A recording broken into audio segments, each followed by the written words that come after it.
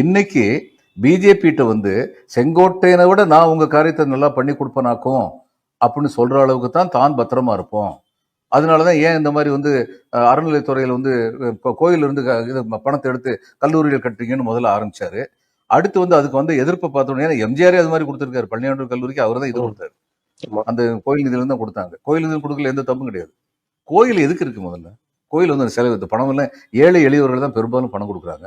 அந்த பணம் எல்லாம் என்ன அர்ச்சகரும் தர்மகர்த்தாவும் என்ஜாய் பண்றதுக்காக கோயில் இருக்கு? கோயில்ல வந்து கடவுளுக்கு வந்து நீங்க வந்து தங்க கவசம் போட்டுன்னு நினைக்கிறீங்க, தங்கத்தேர் ஓட்டுன்னு நினைக்கிறீங்க. கடவுள் இதெல்லாம் என்னைக்கு எதிர்பார்க்கலங்கிறது ஒரு பக்கம் இருக்கட்டும். ஆனா அப்படி ஓட்டுறதுல உங்களுக்கு வந்து கடவுளை சாட்டிஸ்ஃபை பண்ண, பக்தர்களை சாட்டிஸ்ஃபை பண்ண ஒரு சந்தோஷம் இருக்குன்னா இட் இஸ் ஓகே. அது கோயில் பணம் நீங்க பண்ணீங்க. அது போக மீதமும் பணம் இருக்கு. அதை வச்சு என்ன பண்ணணும்? அன்னதானம் கொடுக்குறாங்க மீனாட்சி அம்மன் கோயில்ல. அது தப்புன்னு சொன்னீங்களா? அப்ப அன்னதானம் கொடுக்கறது தப்பு இல்ல, கல்வி கொடுக்கறது தப்பா? அப்ப இது மாதிரி பல கேள்விகள் வரும். அடுத்து வந்து இவர் என்ன சொல்லிட்டாரு? தடான்னு தடகாலடின்னு சொல்லுவோம், பல்ட்டி அடிச்சிட்டாரு. நான் அப்படியெல்லாம் சொல்லுங்க.